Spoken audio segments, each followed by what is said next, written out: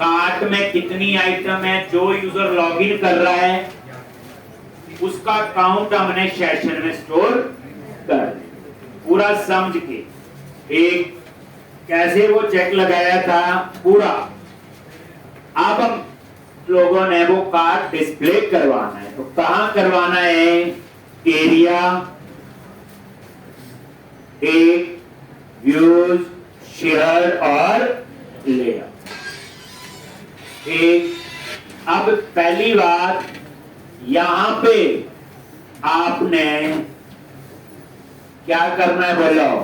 Session variable को access करना है HTML के अंदर। सेशन वेरिएबल में तो कल स्टोर नहीं कर रहे थे, http context डॉट लिखा था, एक रिक्वेस्ट डॉट सेट इन 32 याद है? वो सेशन वेरिएबल में ही डाटा स्टोर कर रहा था। तो यहां पे हम बात कर रहे हैं ये कल की, कस्टमर, कंट्रोलर, होम और इसके इंडेक्स में ये लिखा हुआ। जिस यूजर ने लॉगिन किया उसका काउंट मैंने ये देखो http context.session.set in 32 और ये सेशन वेरिएबल का नाम और ये उसकी वैल्यू, ये स्टोर हो रहा था। कल मैंने ब्रेक में लगा के आपको बताया था। अब हमने इसको लेआउट पे एक्सेस करना है अभी। तो लेआउट पे आगे इसको एक्सेस करने के लिए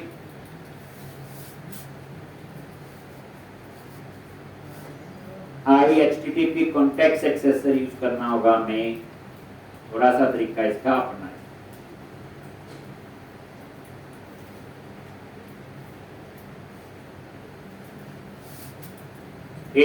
एक नेम स्पेस यूज कर लो, @ using और microsoft.asp.net 4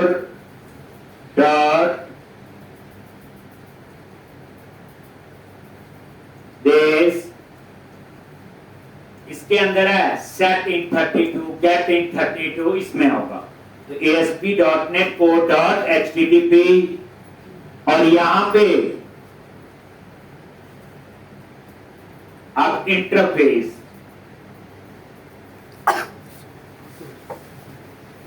एक जिसके थ्रू हमने सेशन को एक्सेस करना है। तो क्या करोगे उसके लिए? इंजेक्ट। क्या होता है उसके लिए? इंजेक्ट और HTTP context accessor @ इंजेक्ट एक इंटरफेस और यहां पे इसका नाम दे दिया HTTP context accessor। कुछ भी ऐसे नाम दे सकते। ठीक, ये देख लो HTML के अंदर इंटरफेस को कैसे एक्सेस करते हैं। क्या लिखा? HTTP context accessor।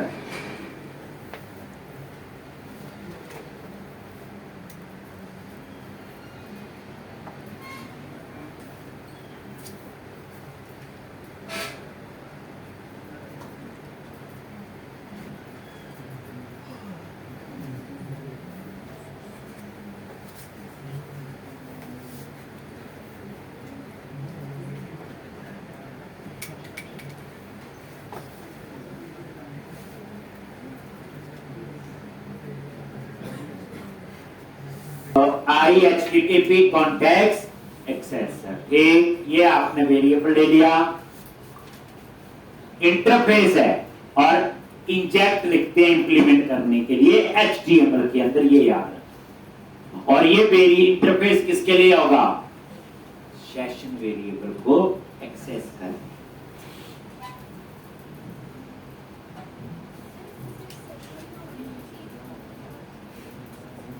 ये सेशन के वहां लिखा है HTTP context, याद करो। एक यहां क्या लिखा? HTTP context, वही है ये।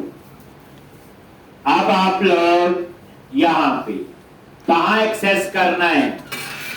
एक अनसॉर्टेड लिस्ट के अंदर आ जाओ और लास्ट में एक यहां पे हम लोग लिखेंगे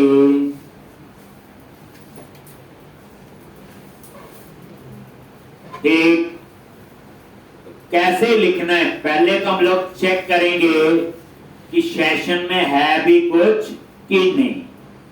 ठीक, और यहां पे इसके लिए देख लो कहां अनसॉर्टेड लिस्ट जहां क्लोज है उसके ऊपर लिखो, ठीक, अलग से @if और यहां पे http context accessor dot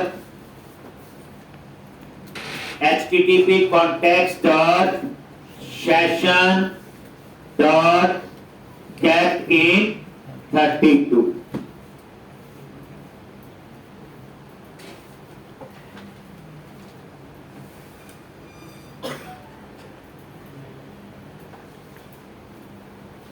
ठीक,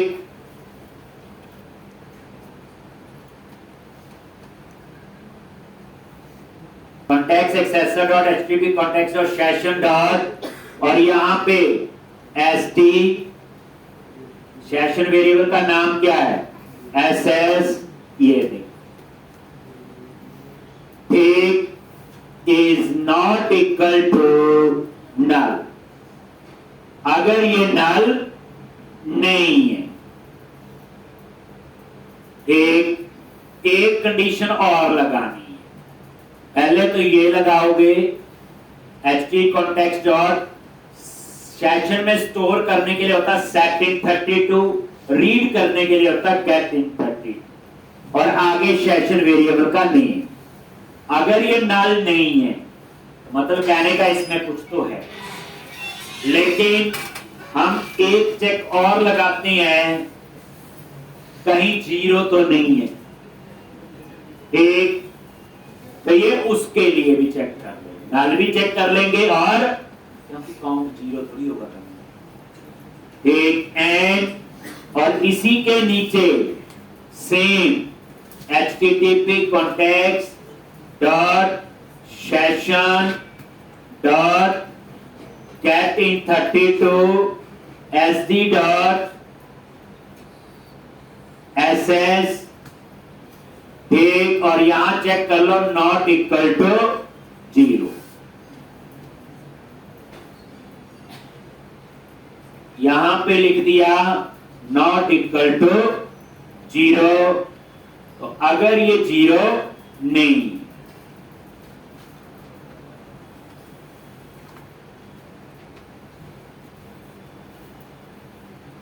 ठीक, तो इसका मतलब सेशन में है कुछ, अदरवाइज सेशन में नहीं।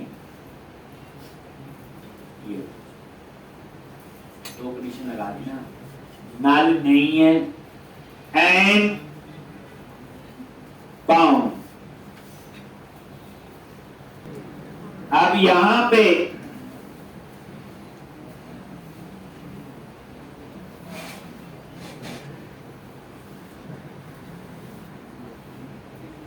इस तरह से अगर नल नहीं है और जीरो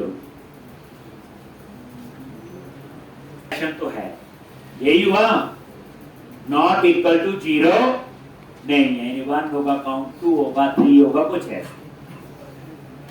कई बार क्या होता है ना, सेशन में से डाटा स्टोर कर लिया फिर वापस वो जीरो हो गई, तो उस केस में तो उसमें जीरो आएगा, ये उस कंडीशन को भी चेक करें।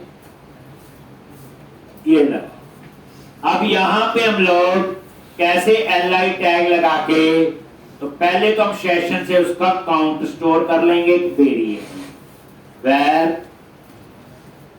bound वही same dot context dot get in 32 dot session dot get in 32 और यहां पे sd dot this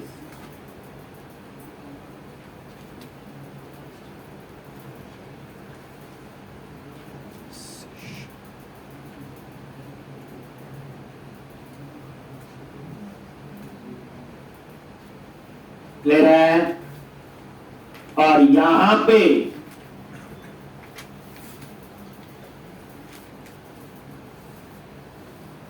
ये आपका आ गया, और ये हमने यहाँ पे फिर लगाना अपना कौन सा टैग, एल।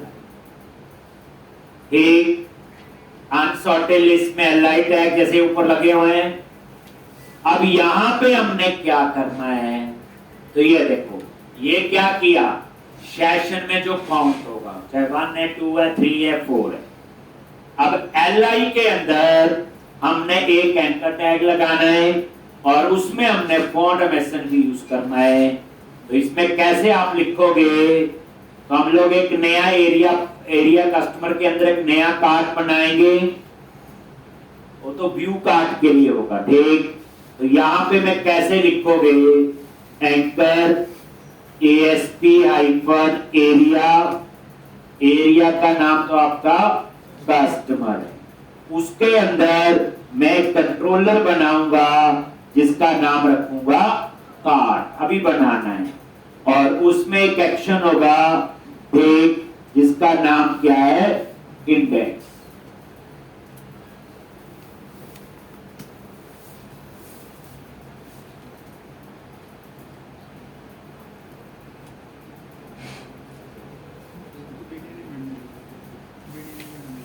एक्शन जो है क्या आपका, इंडेक्स।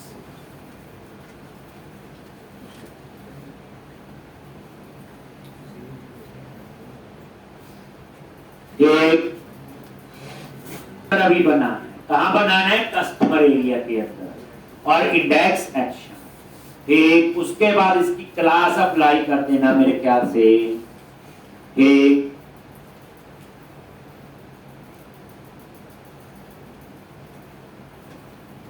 इसके अंदर कौन सी क्लास, ये डिजाइन के लिए नैप लिंक बनाएगा, इसको टेक्स्ट क्या होगा उसका, वाई। ये लो, इंटरप्रेस कर देता हूं ऐसे। अब यहां पे हम लोग क्या यूज करेंगे, फॉन्ट। ठीक, क्या लिखोगे, इसके लिए है FAS shopping card, FA hyphen shopping hyphen card, बस, और ये स्पेस आ जाएगा, और उसके बाद यहां पे काउंट वेरिएबल, कौन सा वेरिएबल, काउंट, ये जो ऊपर लिया, ये बस। ठीक, तो ये कोड कब चलेगा, अगर सेशन में काउंट होगा, अगर काउंट नहीं होगा तो यही एल्स में जाएगा, बस उसके क्लिक में आपको कहीं नहीं जाना। यहां पे यही से वही लिख दिया, बस यहां पे क्लिक में कहीं नहीं जाना, तो कंट्रोलर भी हटा दिया, एरिया भी, और एक्शन, सिंपल मैंने यही रखा है। और यहां पे काउंट 0 की जगह क्या, इसकी जगह क्या कर दिया, लो, इसका मतलब इसके क्लिक में कहीं नहीं जाए। इसमें क्या होगा ना, जब कार्ट में 4 लिखा है, जब मैं उस पर क्लिक करूंगा तो एक ये बन जाएगा ना, कस्टमर के अंदर कार्ट और कार्ट के अंदर इंडेक्स। क्या लिंक बनेगा, लुक उसकी वैसे ही होगी, इसलिए मैंने सेम बूटस्ट्रैप की क्लास अप्लाई कर। तो देखोगे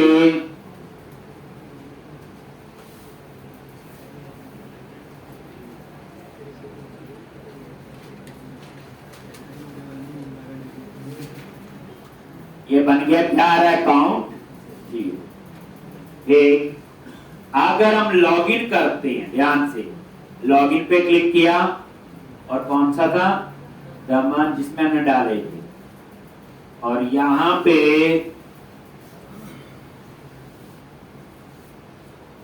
ये देखो क्या आ गया, हुआ। ठीक है जी, तो ये कार्ट में 2 आइटम आ, अगर एक और ऐड करनी है, मान लो ये डिटेल पे क्लिक किया, इसकी क्वांटिटी मैंने बोल दी 7 और ऐड टू कार्ट। जैसे मैं ऐड टू कार्ट करे वो 3 हो जाना चाहिए। जैसे ऐड टू कार्ट पे क्लिक किया 3 हो। एक तो इस तरह से ये तो हो। अब जैसे मैं लॉग आउट करता हूं वहां पे 3 आ रहा है। जैसे लॉग आउट किया, किसी ने लॉग इन नहीं किया तो क्या आ जाना चाहिए 0। ठीक, तो क्या करेंगे, जहां लॉग आउट का कोड था वहां पे हम लोग सेशन में तो 3 है तभी आ रहा है, देखो। ठीक, तो कैसे करोगे, लॉग आउट का जहां पे कोड, लॉग आउट का कोड कहां पे है ढूंढो, पता है कहां मिलेगा, एक एरिया, आइडेंटिटी, पेजेस, अकाउंट और लॉग आउट।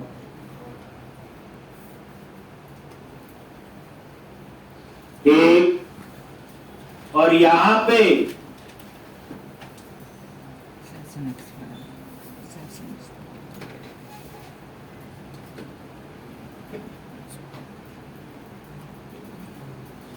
एक और ये आपका है, यही है लॉग आउट का बटन, देखो यही होगा पोस्ट। एक ये देखो user log out.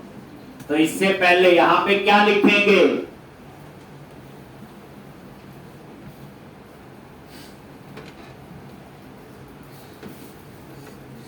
http context dot session dot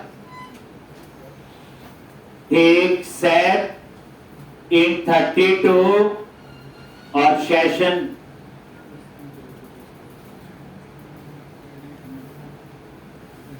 ऐसी नहीं है यहां पे,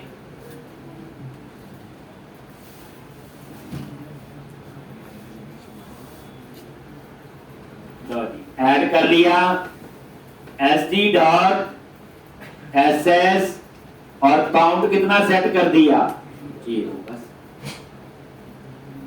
एक लाइन आपने ये सेट ले रहा है,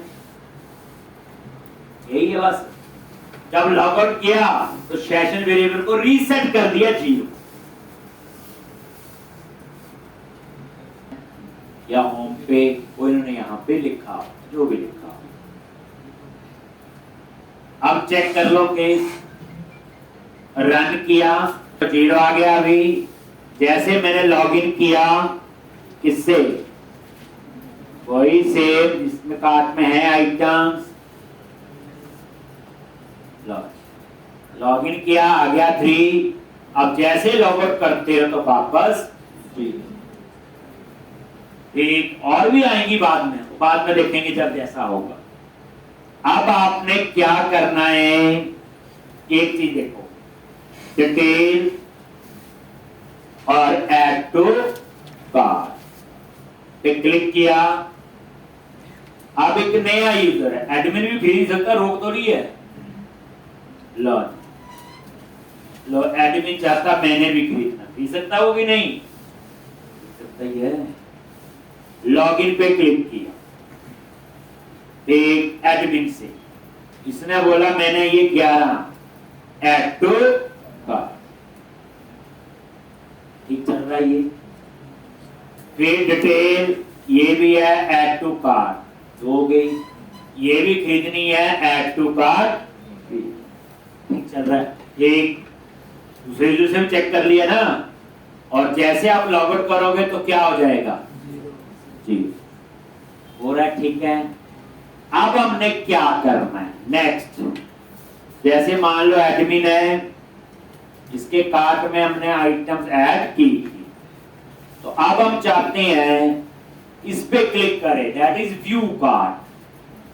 तो जैसे हम इस पे क्लिक करें हमने कार्ट की डिटेल देखनी, तो इसके लिए अब मुझे क्या करना है, कस्टमर के अंदर कार्ट नाम का कंट्रोलर बनाना है और उसमें एक इंडेक्स एक्शन, यहां पे वो डिस्प्ले का सारा कोड लिख दे। तो चलो अब हमारी नेक्स्ट कहानी शुरू होने जा रही, एक और। तो main, area, customer, controller, controller पे राइट क्लिक किया, ऐड कंट्रोलर, किस नाम से,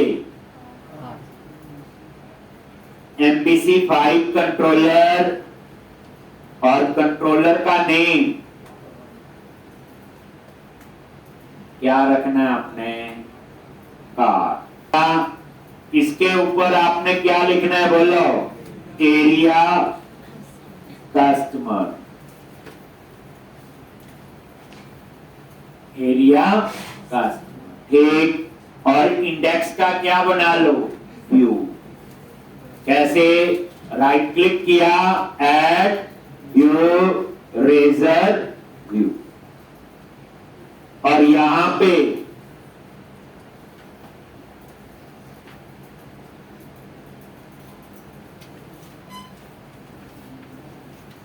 आपको इसमें ऐड ऑन कर सकते हैं।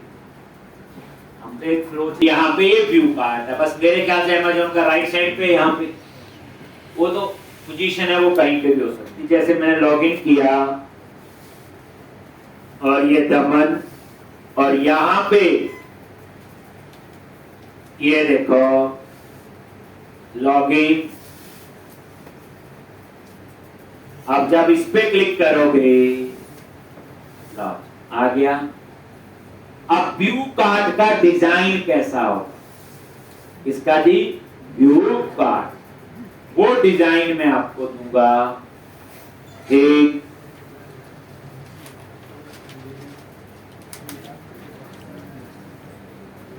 बोलो, व्यू कार्ड का जो है कार्ड डिजाइन हो गया, ठीक।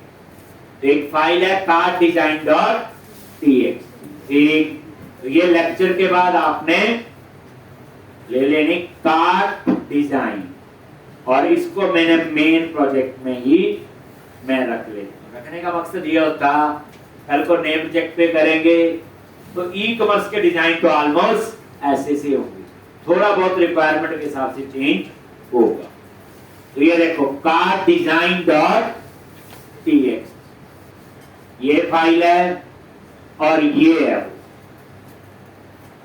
कार्ड डिजाइन डॉट txt, और यहां पे कॉपी करो,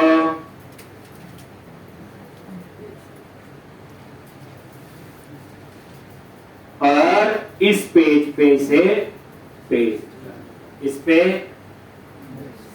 कार्ड कंट्रोलर के इंडेक्स कर दिया। और ये डिजाइन में आप नजर मारो, कैसा डिजाइन आप लो, है ये वही सेम जो इससे पहले थी, पर थोड़ा बहुत चेंज होता है। और ये देखो, ये लिखा रहा है शॉपिंग कार्ट, एक कंटिन्यू शॉपिंग, तो वापस इंडेक्स पे जाना होगा। एक ये ब्रैकेट एक्स्ट्रा है, ये हटा देंगे, और ये देखो पिक्चर आएगी, टाइटल, डिस्क्रिप्शन, प्राइस, काउंट, ये प्लस माइनस। जैसे अब बंदा खरीदने को तैयार हो गया है तो क्वांटिटी कम ज्यादा करनी है तो वो यहाँ से कर सकता है। एक ये डिलीट भी कर सकता है, भाई नहीं खरीदनी, नया बजट नहीं है मेरे पास, तो डिलीट कर सकता है। एक उसके बाद ये एक नहीं, मान लो किसी कार्ट में 3 आइटम है तो 3 रो बने टेबल की, उसके बाद यहाँ आएगा ग्रांड टोटल, नीचे टोटल आएगा, और ये आपका फिर आएगा समरी। अब समरी में क्या होगा, आगे जो खरीद रहा है उसका डिलीवरी एड्रेस वगैरह भी होगा, वो सारी डिटेल आए। तो अब लोग इसको करेंगे, एक तो ये कंटिन्यू शॉपिंग और एक ये रेफर। तो ये कोड आपको मिल जाएगा क्लास के बाद, बताइए क्या बोलना मैंने, वो आप लोग लेके अप्लाई कर दोगे। मैं फिर कह रहा हूँ डिजाइन पे इतना घबराने की जरूरत नहीं है, तो आसान है। जब मैं आपको बनाना सिखाऊंगा, ठीक, तो आपको लोगे तो कुछ नहीं है, ठीक। जब फ्रंट एंड पढ़ेंगे तब आपको वो सिखाएंगे। ठीक,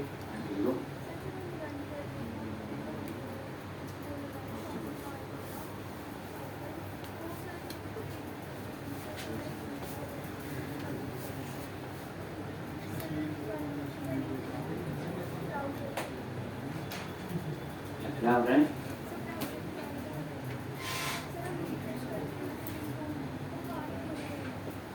हाँ, ये तो ब्राउजर बच्चे हो गए, ये तो वो तो हो गए बच्चे, ये तो होता ही है। जब कोई चेंजेज हो गए पीछे डाटाबेस में, मान लो कार्ट में 3 की जगह 6 आइटम हो गई, तो यहाँ बच्चे 6 आएगा ना, फिर रिफ्रेश होगा तो चेंजेस तो आएंगे। ये देखो यहाँ पे हम लोग रिफ्रेश कर रहे हैं, वैसे हम रिफ्रेश करते नहीं हैं। आप लॉजिकली सोचो, यहाँ कार्ड में अपने आप ही आ जाए, आपको रिफ्रेश करने की जरूरत नहीं है। अगर आपको लगता है नहीं तो इसको डिसेबल कर, अगर आपको लगता है नहीं करना ठीक, क्योंकि यहाँ पे ऐड टू कार्ड कर रहे हो, अपने आप कार्ड इंक्रीमेंट और डिक्रीमेंट होगा, रिफ्रेश की आपको नौबत ही नहीं आए। अब यहाँ पे एक ये चलाएंगे और एक ये ठीक करते हैं। पहले ब्रैकेट देख लेते हैं कहाँ पे, ये एक्स्ट्रा लगी है एक हट गया ये, और ये देखो कंटिन्यू शॉप, तो ये बटन कहाँ होगा, लिखा होगा, देखो यही है ना, तो इसके आगे क्या लिखना होगा, ASP हाइफन एक्शन, अगर हमें इसी के इंडेक्स पे एक किसके कार्ड, कार्ड के इंडेक्स पे तो हैं ही हम लोग। चलो देखिए, इंडेक्स लिख दिया, ये रिफ्रेश, कंटिन्यू शॉपिंग, ये तो वही तो है ही। हमें बेसिकली कहाँ जाना है, ठीक, हमें जाना है यहाँ पे, और हो सकता है हमने कार्ट में कुछ और यहीं जाना पड़ेगा ना। ये देखो हम तो सीधा यहाँ से है, अब इसमें कंटिन्यू शॉपिंग पे और प्रोडक्ट ऐड करना हो, उसने पीछे से चूज करना हो, तो हमें कहाँ जाना है, तो यहाँ पे आपने एक्शन तो लिख दिया, तो ये बाय डिफॉल्ट उसी एक्शन पे जाता है जिस कंट्रोलर में बैठे हैं। अगर किसी और में बैठे हैं तो फिर उस कंट्रोलर का नाम देना पड़ेगा। ठीक, ये देखो होम के अंदर हमने जाना है, रिफ्रेश करो, और ये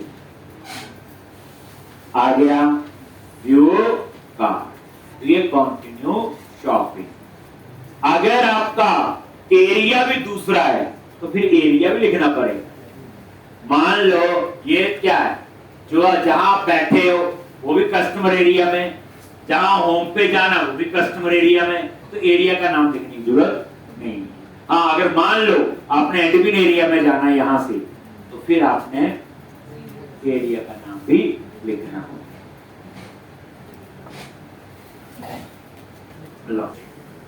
अब हम लोग क्या करेंगे,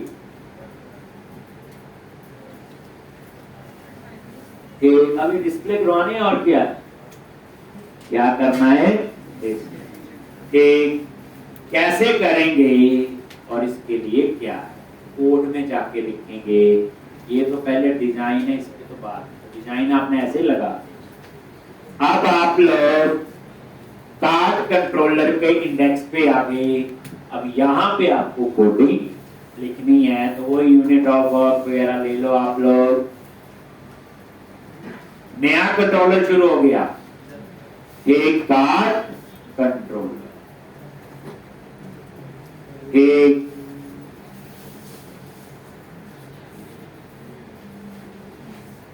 तो पहली बात यहां पे मल्टीपल टेबल से डेटा आएगा, एक तो इसको आगे कोड लिखने से पहले एक क्या बोला मैंने, यहाँ पे फिर डिलीवरी एड्रेस, ये कहानी भी आएगी सारी। तो ये कोड हम बाद में लिखेंगे। इससे पहले मुझे 2 मॉडल और बनाने जिनका यूज अब आगे आए। रिक्वायरमेंट तो आपको पता चल गई है। अब यहां तो सिंपल कार्ड डिस्प्ले करना है, ठीक, लेकिन यहाँ मल्टीपल टेबल का कंसेप्ट है तो व्यू मॉडल वगैरह बनाएंगे कुछ ऐसा।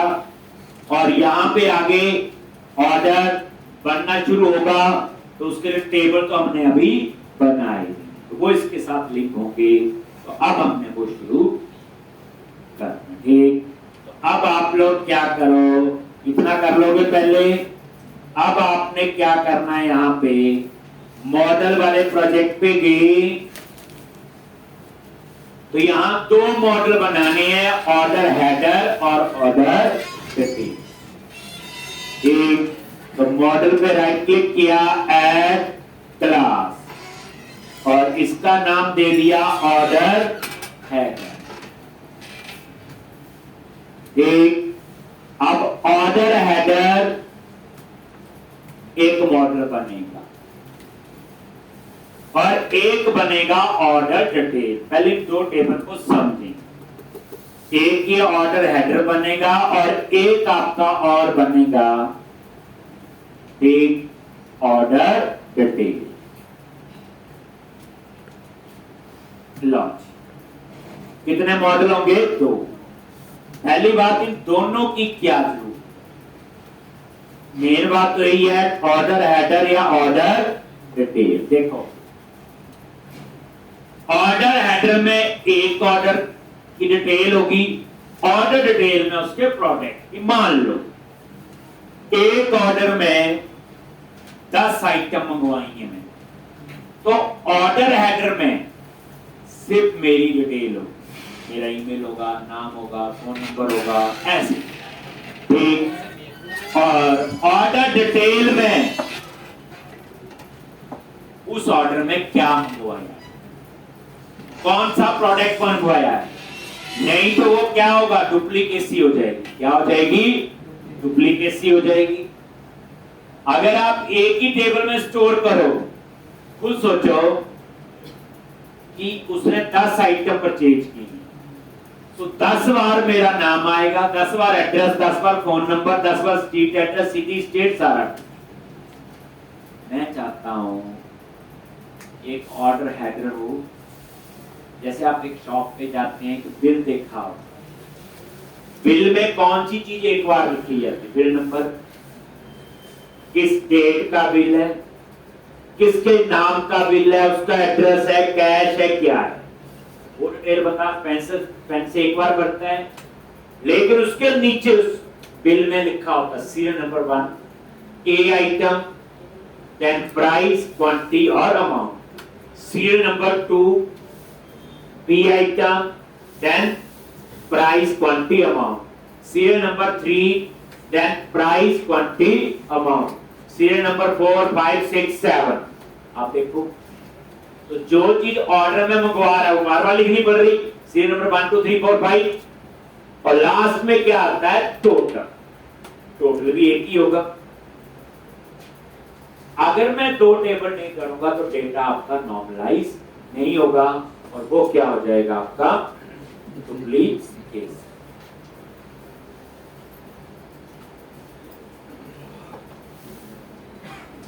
क्या आ जाएगी, डुप्लीकेट। क्लियर है। अब यहां पे ऑर्डर हेडर में क्या कॉलम लेने हैं, जो एक बार सेव होंगे उस ऑर्डर के। ऑर्डर डिटेल में वो कॉलम लेने जो उस ऑर्डर के लिए बार बार सेव। अगर सारे ले लिए तो सारे बार बार सेव होंगे तो डुप्लीकेट हो जाएगा। मान लो मैंने 10 ऑर्डर दिए, 10 बार मेरा नाम आएगा, 10 बार मेरा phone number, email, street address आ जाएगा सारी। लेकिन मैं चाहता हूं वो एक बार आए, 10 बार सिर्फ क्या आए, प्रोडक्ट आईडी और उसकी 1। तो अब आपने क्या करना है,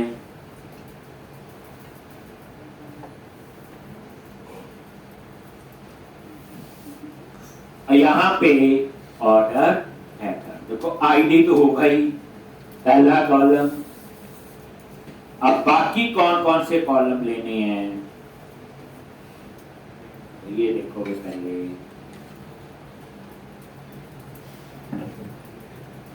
यहाँ थोड़े ज्यादा कॉलम होंगे,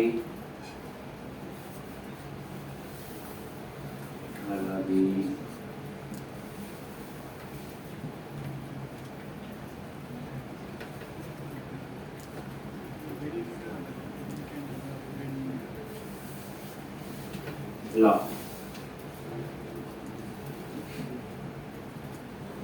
ऑर्डर हेडर आईडी, ये तो प्राइमरी की पता है। ये ऑर्डर किसने दिया था? एप्लीकेशन यूजर आईडी किसने दिया था? उसको बना दिया फॉरन की। ऑर्डर डेट, किस डेट का ऑर्डर था? शिपिंग डेट बताइए, ऑर्डर कब दिया और शिप कब हुआ। ऑर्डर टोटल, एक बारी आएगा पूरे ऑर्डर का टोटल।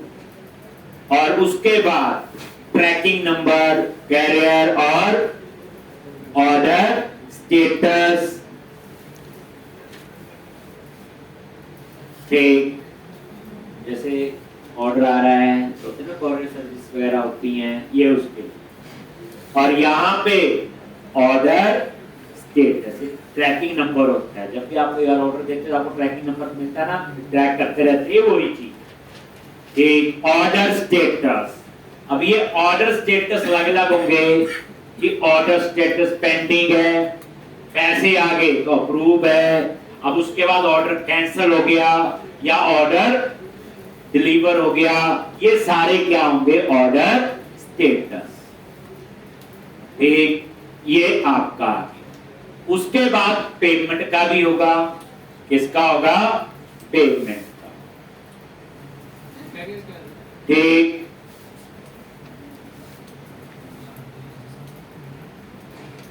ये लो। फिर आपके आएंगे पेमेंट। पेमेंट स्टेटस कि पेमेंट पेंडिंग है, अप्रूव्ड है, कैंसिल है, रिफंड है, ऐसे। अगर पेमेंट आई तो किस डेट को आई है। और पेमेंट ड्यू डेट, ये ड्यू डेट हमने इसलिए रखा है कि जैसे यहां पे कंपनी का यूजर भी शॉपिंग करेगा। कंपनी का यूजर जब शॉपिंग करेगा तो उस केस में आपके 100 बुक्स मंगवाएगा, 500, तो उनकी आपस में टर्म एंड कंडीशन होती है कि पैसे 1 महीने बाद देने हैं या 2 महीने बाद। That is payment due date.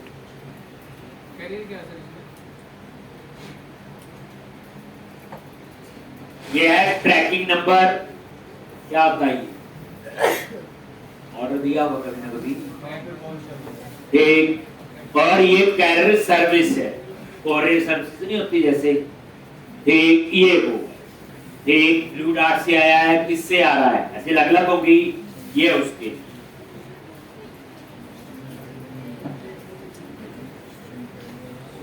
ठीक, तो इस तरह से। अब उसके बाद इसमें क्या आएगा?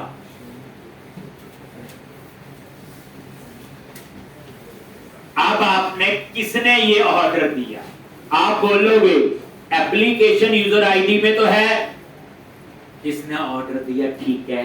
लेकिन कई बार क्या होता है, ऑर्डर मैंने यहां दिया, मेरी डिटेल चंडीगढ़ की, लेकिन जो डिलीवर करना है वो मोहाली ऑफिस में, दैट इज डिलीवरी एड्रेस।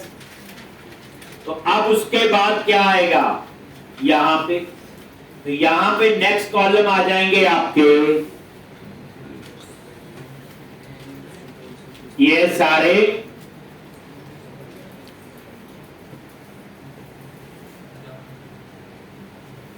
ये वो कॉलम आ गए। एक name, street address, city, state और पोस्टल कोड।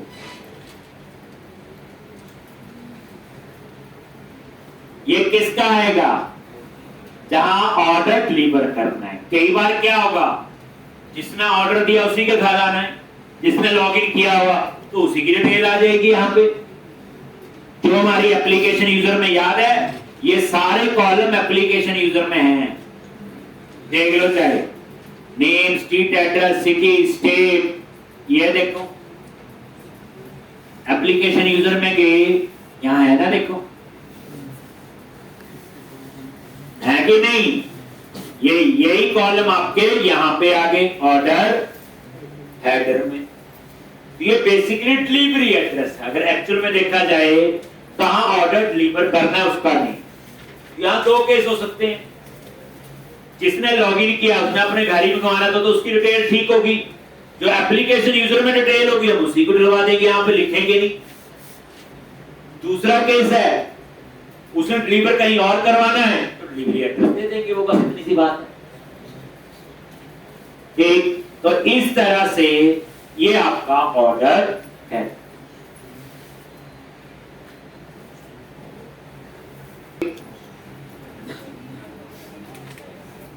पहला क्वेश्चन है ऑर्डर हेडर टेबल क्यों बनाया? सिर्फ इसका रीजन ये था कि डुप्लीकेसी ना, इसमें ये नहीं बताया कि इस ऑर्डर में क्या मंगवाया है। अब इस ऑर्डर में 5 आइटमें मंगवाई है या 50, वो कहां स्टोर होगी? बोलो, ऑर्डर टेल में, और वहां पे जो फॉर्म की बनेगी that is I, order header I. बस अब इस टेबल से सिर्फ एक कॉलम स्टोर होगा, ऑर्डर हेडर। अगर मुझे नहीं आता होता नॉर्मलाइजेशन तो वो बंदे क्या करते? दो ही तो कॉलम लेने, और क्या लेना इसके अलावा? कौन सा प्रोडक्ट आईडी, कितना काउंट और उसका प्राइस क्या। 3 ही कॉलम चाहिए मेन, तो मैं 3 कॉलम यहां ले लेता हूं। तो आप खुद सोचो, अगर मैं 3 कॉलम यहां लूंगा, एक ऑर्डर में 15 आइटम है तो 3 कॉलम तो 15 बार होंगे, लेकिन ये 25 कॉलम ऊपर ऐड के भी 15 बार डुप्लीकेशन। इसीलिए हम लोग क्या बना रहे? Order detail. अब ऑर्डर डिटेल में आ जाओ, कुछ सोचो कौन सा ऑर्डर, ऑर्डर हेडर से पता चल जाएगा, और की बना देंगे। उसके बाद कौन सा प्रोडक्ट, प्रोडक्ट टेबल से प्रोडक्ट आईडी को फॉर्म की बना देंगे, और मेरे ख्याल से एक काउंट लेना है और एक प्राइस। ठीक है जी, तो वो कॉलम आप लोग यहाँ पे ऐड कर लो। प्रोजेक्ट का साइज, अब हम ऑर्डर वाली साइज, इसे बोलते हैं ऑर्डर मैनेजमेंट। क्या बोलेंगे? नया मॉड्यूल है ऑर्डर मैनेजमेंट। ये देखो वही बनाना, ऑर्डर डिटेल आईडी। देखो हमें पूरे डाटाबेस का फ्लो बताना चाहिए, सारे कॉलम नहीं याद रखने। जैसे हमें पता ऑर्डर डिटेल में क्या होगा, ऑर्डर हेडर से आएगा, उसको फॉर्म टाइप बनाएंगे, कौन सा प्रोडक्ट है, प्रोडक्ट, उसके प्राइस है, क्वांटिटी, और कोई हो सकते हैं कॉलम, डिस्काउंट, वाउचर, एक चीज होती है, कई बार ऐड कर लेंगे। क्या है ये देखो, ऑर्डर, ये इसकी प्राइमरी की होगी ऑर्डर डिटेल की, ये आपका आ गया ऑर्डर हेडर आईडी फॉर्म की, और ये प्रोडक्ट आईडी, और देख लो वही है काउंट और प्राइस। अब उसके आगे के स्टेप्स क्या हैं? इसके आगे के स्टेप क्या है बोलो? क्या ये एप्लीकेटिव कॉन्टेक्स्ट में ऐड करो, माइग्रेशन चलाओ, अपडेट डाटाबेस, उसके बाद रिपोजिटरी बनाओ 2 और यूनिट वर्क में ऐड करो, फिर हम आगे की कहानी सोचेंगे। ठीक, बाकी कॉलम सारे डुप्लीकेट होंगे। अब आपने क्या करना है बोलो? डेटा एक्सेस में गए, डेटा एप्लीकेशन डीबी कॉन्टेक्स्ट, और यहां पे क्या लिखना है? ऑर्डर हेडर, और यहां पे ऑर्डर हो गया। उसके बाद टूल्स,